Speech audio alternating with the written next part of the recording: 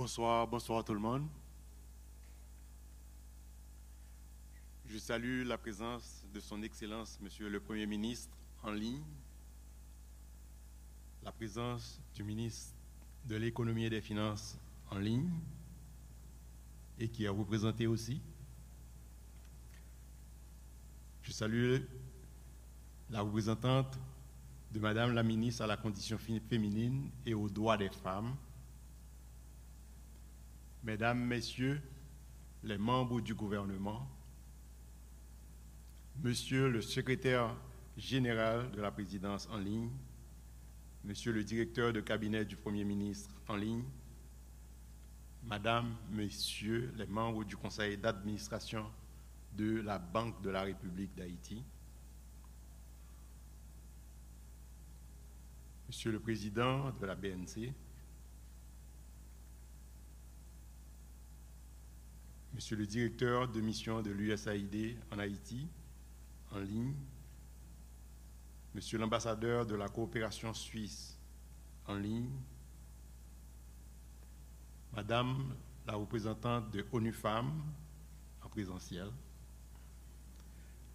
Mesdames, Messieurs, les hauts fonctionnaires de l'administration publique, Mesdames, Messieurs, les représentants du secteur financier, Mesdames, Messieurs, les représentants du secteur privé des affaires,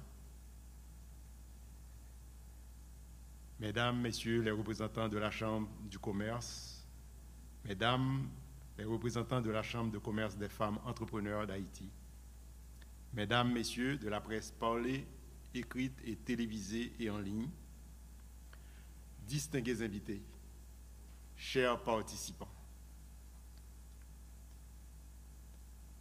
Mesdames, Messieurs, nous voici à la 3e journée de notre Forum des entrepreneurs qui a réuni à tour de rôle chercheurs, universitaires, officiels du gouvernement, entrepreneurs, intermédiaires financiers, partenaires techniques et financiers, pour ne citer que cela.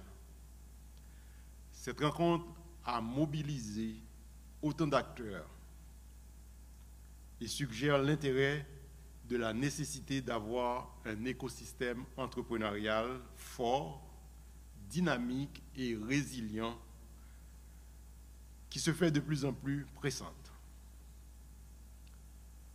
Pour arriver à un tel résultat, nous devons initier des actions intelligentes susceptibles d'avoir des effets induits pour des impacts durables sur le paysage des affaires dans le pays.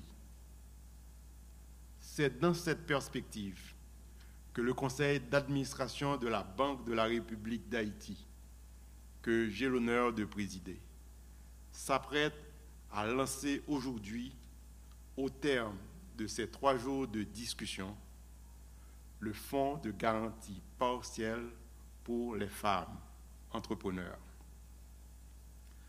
La gestion de ce dernier sera confiée au Fonds de développement industriel. Une excellente manière de clôturer ce forum. À noter qu'il s'agit d'un engagement pris par la BRH au Forum des femmes qui a été organisé dans le département du Nord les 21 et 22 mai 2021. Ce fonds de garantie vise à promouvoir l'inclusion financière davantage de femmes entrepreneurs dont l'apport dans les sphères économiques n'est plus à démontrer sur le plan national. Nous avons en mémoire nos Madame Sarah, épine dorsale de l'économie haïtienne. Rendons quand même hommage aux victimes des récentes inondations, particulièrement aux vaillantes Capoises.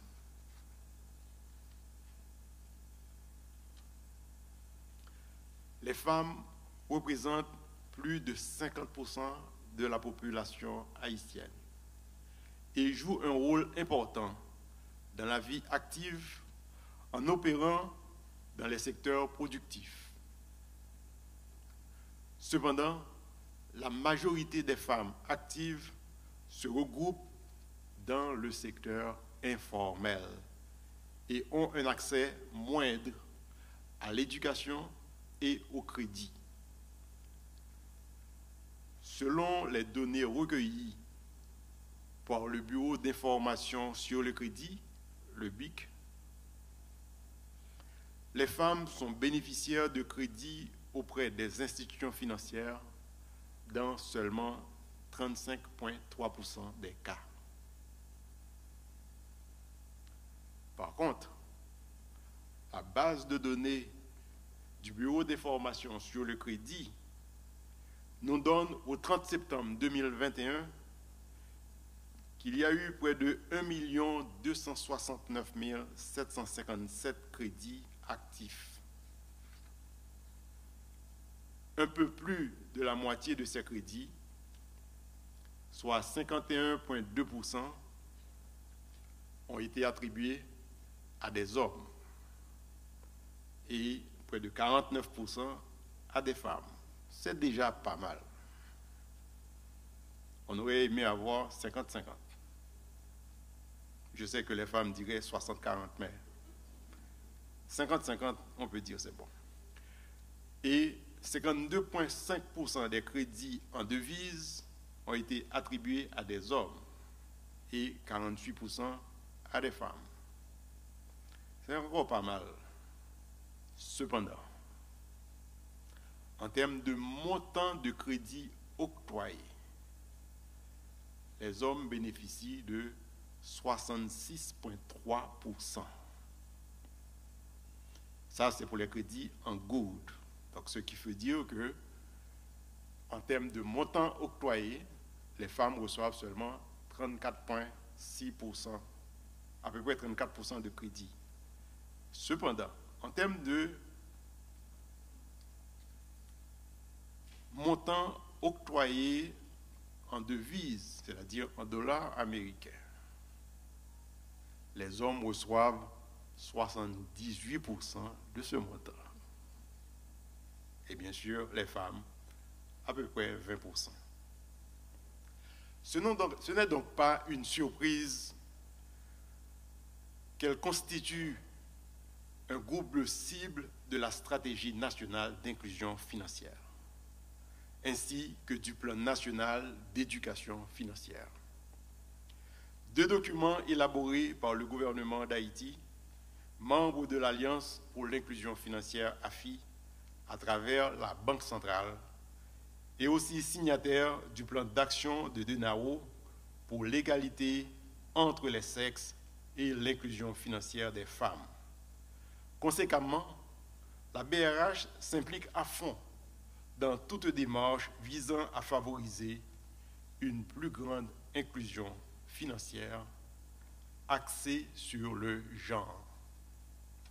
Aujourd'hui, l'engagement de la BRH envers les femmes entrepreneurs se matérialise par la mise en place d'un fonds de garantie partielle de crédit à hauteur de 10 millions de dollars pour une durée de 10 ans. En fait, l'un des objectifs du fonds de garantie est d'arriver à permettre l'accès au crédit à 4000 entreprises dirigées par des femmes au cours des 3 premières années du fonds, soit 1000 dès la première année et 3000 les 2 années suivantes. Durant les 2 premières années du fonds, le focus sera mis sur les zones affectées par le séisme du 14 août 2021, alors que la 3e année sera consacrée à la phase de déploiement à l'échelle nationale.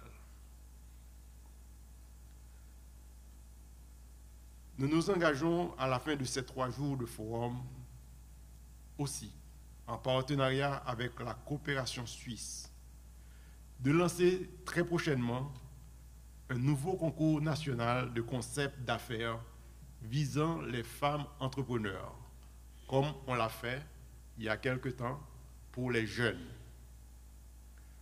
Et nous souhaitons pouvoir accompagner près d'une centaine de micro et petites entreprises dirigées par des femmes dans leur croissance et leur légalisation. Mesdames, Messieurs, le projet de fonds de garantie nécessite la collaboration de différents partenaires afin de mobiliser les efforts en vue de créer un lendemain meilleur pour nos femmes entrepreneurs. Les résultats attendus d'une telle initiative seront bénéfiques pour la société dans son ensemble. L'amélioration du niveau d'inclusion financière, la légalisation de milliers de MPME, les micro, petites et moyennes entreprises. J'ai vu le directeur général adjoint de la DGI dans la salle.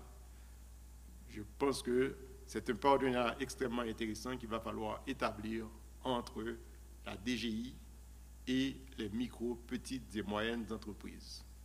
La base de taxation ne peut et ne saurait être la même.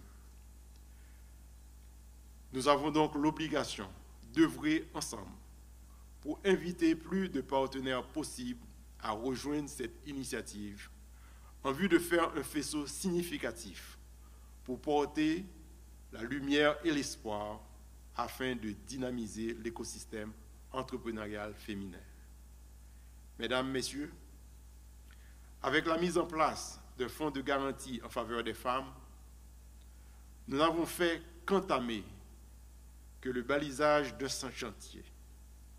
Il nous faut continuer à communiquer, à éduquer et à être attentifs aux moindres évolutions de la conjoncture nationale ainsi que des recommandations des bénéficiaires. Je termine mon discours en prenant soin de faire, une fois de plus, un appel à contribution au fonds de garantie, aux partenaires qui supportent le renforcement de capacités et l'autonomisation financière des femmes. Sur le montant de 10 millions de dollars espéré pour le démarrage du fonds de garantie, la BRH a déjà mobilisé l'équivalent en gros de 500 000 dollars.